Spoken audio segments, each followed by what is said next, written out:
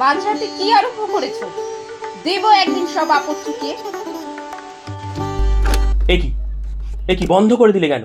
তোমার কোনো কাণ্ডজ্ঞান আছে? নিজের ঘরে বসে সারাদিনের পর মৌজ করে একটু গানও শুনতে পারবো না? এ তোমার কি শাসন? আমরা গণতন্ত্রে বাস করছি না স্বৈরতন্ত্রে? স্বৈরতান্ত্রিক না হলে তোমাদের মতো অবাধ্যদের বাগে আনা যায় না, বুঝেছো? তার মানে আমার কোনো স্বাধীনতা নেই? জরু কি গোলাম হয়ে থাকতে হবে? হ্যাঁ, সময় সময় তাই থাকতে হবে। পাশের বাড়িতে জমি মানুষে টানাটানি চলছে, আর উনি বসে বসে হামদনো হামদনো করছেন। কেন? পাশের বাড়িতে কি হয়েছে? কই, আমি তো কিছু জানি না। জানবে কি করে? নিজের খবর ছাড়া অন্য কারোর খবর রাখো? প্রসাদ বাবুর হার্ট অ্যাটাক হয়েছে। তুমি এখন আমাকে বলছো? একটু আগে বললে দেখতে যেতুম। কারোর বিপদে কখনো পাশে গিয়ে দাঁড়িয়েছো? নিজের ভাইয়ের অসুখে একবার গিয়েছিলে? আরে ধুর, কার্বঙ্কল আবার একটা অসুখ? ছোট ঠাকুরপোর ফ্যাক্টরিতে যখন ধর্মঘট চলছিল তখন একবারও খবর নিয়েছিলে সংসার কি করে চলছে? আরে ধুর, ধর্মঘট তো এখন সর্দি কাশির মতো, হলেই হলো। তোমার তো সবেতেই ধুর। নিজের সিদ্ধান্তটাই সব। যা হয় একটা ভেবে নিলেই হলো। যাও যাও, তোমার জায়গায় তুমি সরে শো, আমি আলো নেভচ্ছি। আজ আমি ধারে শোবো, তুমি দেওয়ালের দিকে যাও। ও সব চালাকি ছাড়ো, রোজ যেদিকে শো সেই দিকে যাও। না না, আজ আমি ধারে শোবো। দেয়ালের দিকে আমার ভীষণ অসুবিধা হয়, পাখার হাওয়া লাগে না, মাঝরাতে প্রয়োজন হলে তোমাকে টপকে ডিঙিয়ে নামতে হয়। নামো কেন? এক ঘুমে রাত কাবার করে দিতে পারো না? আমি জল বেশি খাই। কে তোমাকে জল বেশি খেতে বলেছে? আমাকে ভোগাবার জন্যে? বাহ, অদ্ভুত কথা তো। জল খাবার স্বাধীনতাও আমার নেই? তুমি কোন দেশের রানী? হ্যাঁ, তুমি কোন দেশের রানী?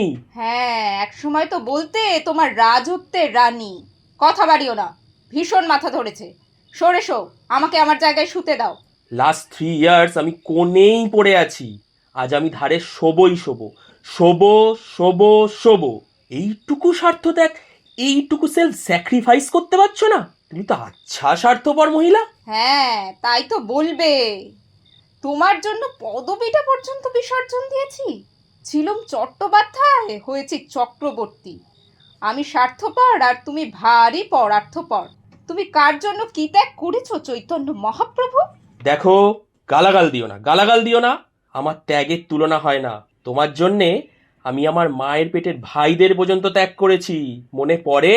মনে পড়ে সেই কথা?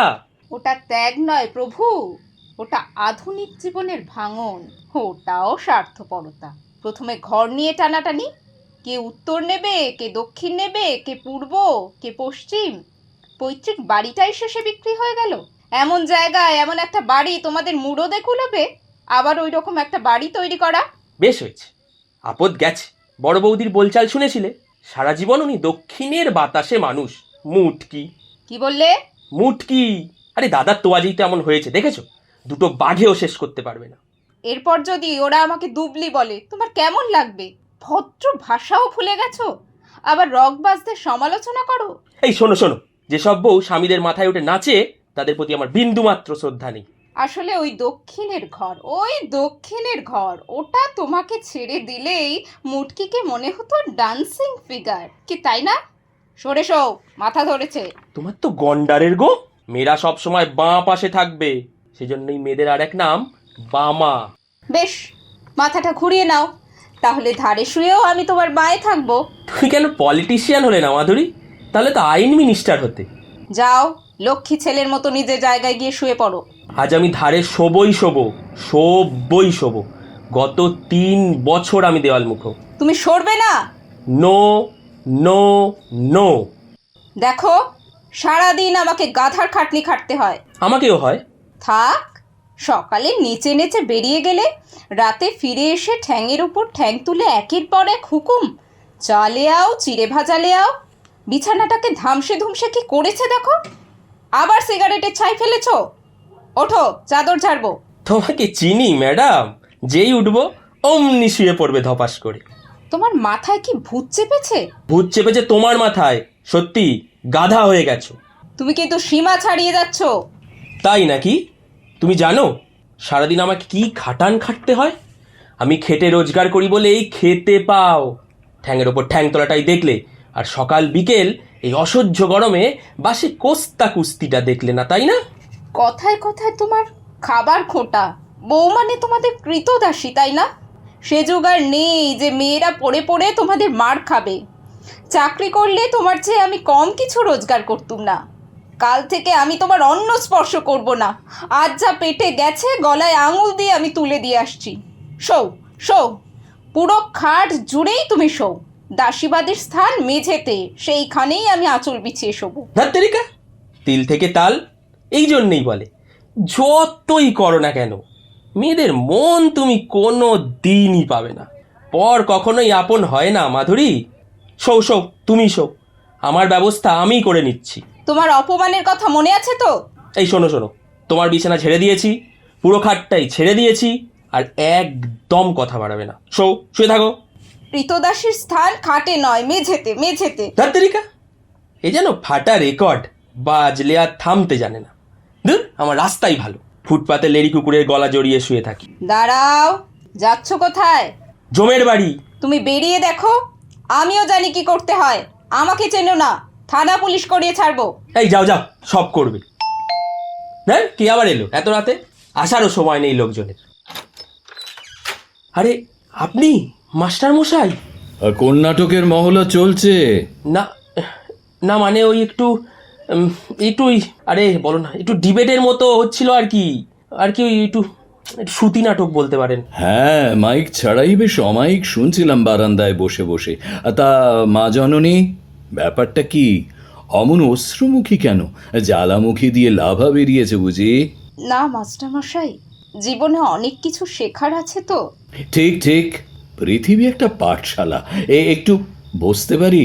হ্যাঁ হ্যাঁ হ্যাঁ, নিশ্চয়ই পারেন, নিশ্চয়ই পারেন। তা কি শিখলে মা?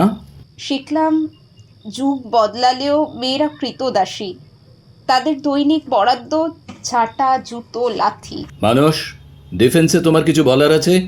আগে সত্যকে বিকৃত করছে। তোমার কিছু বলার আছে মা? সত্য একটাই মাস্টারমশাই, অন্নদাতার উপর কোনো কথা চলবে না। ঠিক ঠিক ঠিক বলেছ। রেশনে যে চালই দিক না কেন, সপ্তাহে সপ্তাহে থলে ভরে আনতে হবে, কোনো কথা চলবে না। আগে রেশন নয়, স্বামী। স্বামী আবার কবে থেকে রেশনের দোকান হলো? স্বামী তো বচনদাতা। আমার বুড়ি কি করে জানো আজকাল? বেশি বকবক করলেই নাতির চুষি কাঠিটা এনে মুখে গুঁজে দেয়। বেশ কাজ হয়। মনটা ধীরে ধীরে শিশুর মতো হয়ে যায়। নারী জাতিকে তখন মা বলে মনে হয়। চণ্ডীতে কি বলেছেন জানো তো? স্ত্রিয়া সমস্তা সবলা জগৎসু। তা কি দিয়ে শুরু হয়েছিল মা? খাটে শোয়া নিয়ে, কে ধারে শোবে, কে শোবে দেওয়ালের দিকে। আমাকে ভোরে আগে উঠতে হয়, তাই আমি এতকাল ধারে শুয়ে আসছি। আজ উনি বায়না ধরলেন ধারে শোবেন। সেই থেকে গড়াতে গড়াতে উনি গৃহত্যাগের জন্য প্রস্তুত হচ্ছিলেন। আর উনি হুমকি দিচ্ছিলেন আত্মহত্যার। বাহ বাহ, একেই বলে মেড ফর ইচ আদার। তোমরা তো দেখছি জ্যামিতিতে খুবই কাঁচা। এর তো খুব সহজ সমাধান রয়েছে, দেখবে? একই আহা, খাট টানছেন কেন? আরে ভারী খাট, কোথায় আপনার খ্যাচকা লেগে যাবে। না গো, অত অপলকা শরীর ভগবান দেননি। প্রথম যুগে মাস্টাররা ছাত্র ঠেঙাতো, একালে ছাত্ররা মাস্টার ঠেঙায়। শরীরটা ওরাই তৈরি করে দিয়েছে।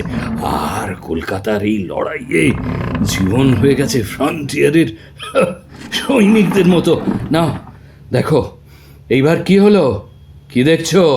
আগে আগে দুদিকেই পাস। এই পাশে তুমি আর ওই পাশে তুমি, মাঝখানে নদী নয়, প্রেম বয়ে যায়। ও হ্যাঁ, কেন এসেছিলাম? একটু বারুদ দেবে বাবা? মনের নয়, দেশলাইয়ের।